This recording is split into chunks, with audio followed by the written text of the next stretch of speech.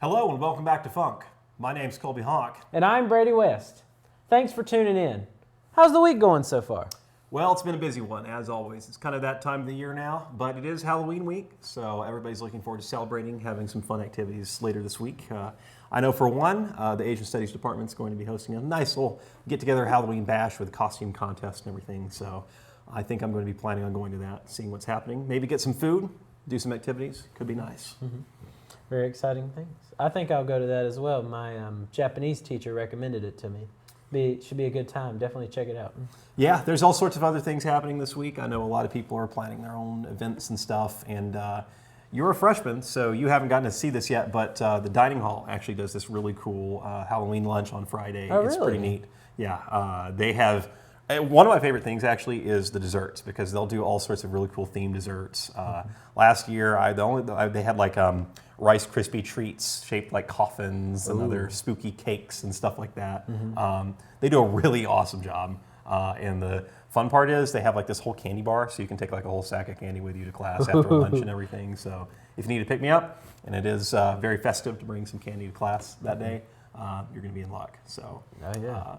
I've done it every year. It's been fantastic. So something to look forward to for sure. Sounds very nice. Well, I will say one thing though. The one thing I have not been looking forward to is the weather forecast for this week. But we do have had some interesting conditions outside today to start off the week. So let's take a look at what the weather forecasts are for the next few days. Today's high is a chilly 51 degrees with a low of 47. Cloudy skies, wind, and a whopping 100% chance of rain. You can expect very similar conditions with clouds, wind, and 90% or higher chances of rain and highs in the 50s and lows in the 40s up until Thursday. Fortunately, it should warm up some Thursday with a high of 60 and a low of 44, while the predicted chances of rain currently looks like it will be down to 75%. In any case, be sure to layer well and bring a rain jacket or umbrella this week to endure the weather comfortably. Today's word of the day is acerbic. According to the Merriam-Webster Dictionary, acerbic can be used to describe something as sharply or bitingly critical, sarcastic, or ironic in temper, mood, or tone. This phrase can be used in the context of sentences such as, the person made an acerbic comment to their classmate they regretted, or the comedian is acclaimed for his acerbic yet witty and humorous talk show bits. It's a new week, and that means that there are some new opportunities to snag some CLP credits. Fortunately, there's a good selection of events happening in the next few days that you can consider checking out. Tomorrow, from 5 to 6 p.m. in the McEachern Lecture Hall, the Women's Gender and Sexuality Studies Department is hosting sociologist Dr. Zakia Luna from Washington University in St. Louis to speak about reproductive justice and resistance. Also tomorrow, from 6:30 to 8 p.m. in Johns Hall 101, the Furman University Young Democratic Socialists of America will be hosting a discussion panel featuring ACLU immigrant rights strategy advocate Dulce Lopez, local immigrant attorney Alan Ladd, and College of Charleston professor and community organizer Dr. William McCorkle to speak on National Immigrants Day and the struggles of modern-day immigration. Then, on Wednesday, from 6:30 to 7:30 p.m. in Johns Hall 101, the Politics Department is hosting Jonathan J.T. Wu, publisher and CEO of Asian American Voices Media, to analyze how misinformation spreads online, especially in language across platforms like WeChat, WhatsApp, and TikTok, and why these dynamics matter for democracy, U.S. national security, and civic trust. Also on Wednesday from 7 to 8:30 p.m., the Catholic Campus Ministry is the God Forum for people of diverse backgrounds and experience to discuss their beliefs and philosophies, or lack thereof, about the existence and presence, or lack thereof, of God in our lives. Then on Thursday, in the Trone Center, the Burgess Theater, the Communications Department is hosting a seminar titled Clandamentalism, where Dr. Camille Lewis will discuss her findings and central argument on what this concept is and what is its significance. Lastly, the Furman Singers will be holding their fall concert from 7:30 to 8:30 p.m. in the Chapel Main Sanctuary this Thursday, so be sure to go and support if you can. For more details on these events and other happenings soon, be sure to check out the CMP calendar at furman.edu. In sporting news, your Paladin football team bounced back for homecoming this weekend, defeating the Citadel 24-14.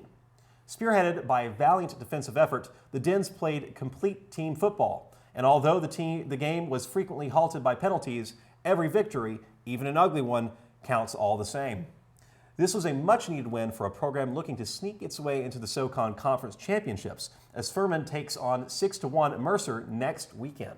Your Furman basketball team took on the Alabama Crimson Tide yesterday in the newly renovated Timmons Arena, and after opening the game on a 13-9 run, Furman was simply outmatched by Alabama, who won the contest 96-71.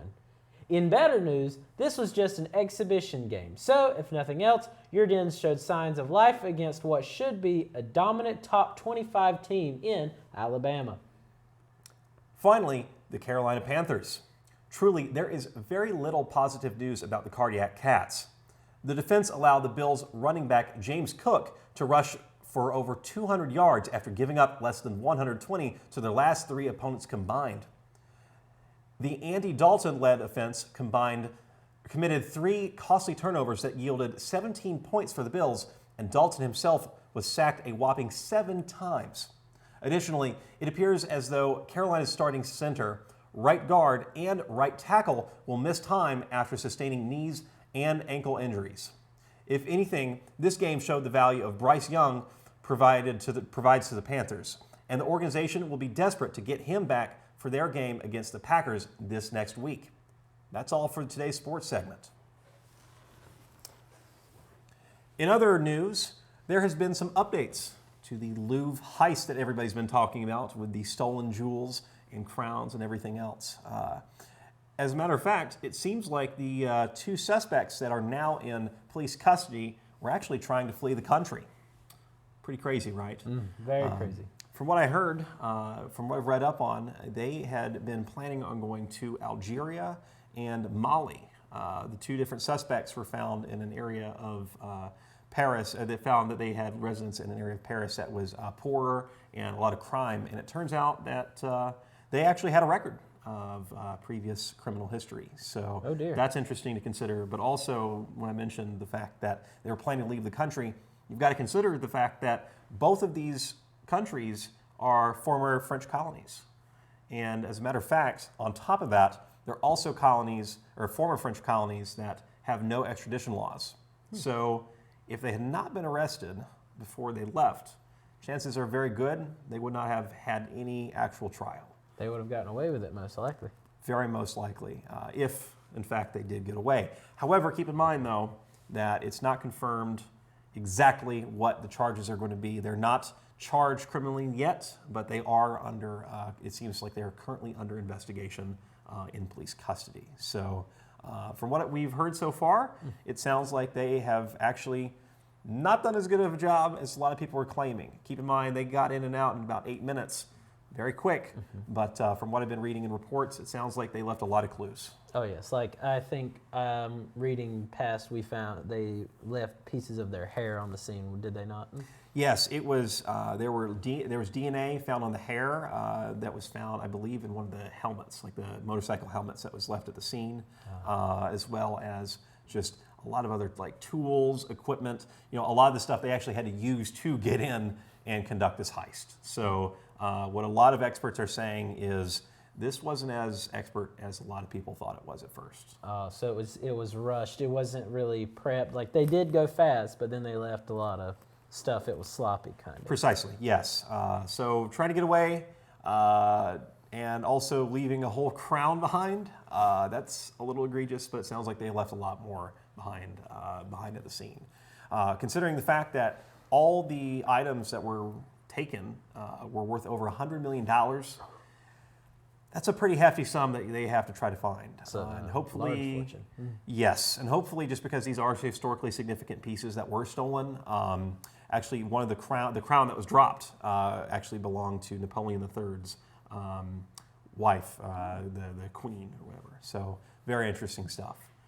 But hopefully we'll be able to learn a little bit more about that in the next coming weeks, see what happens and see where this goes. It sounds like there's a lot of clues that still need to be uncovered.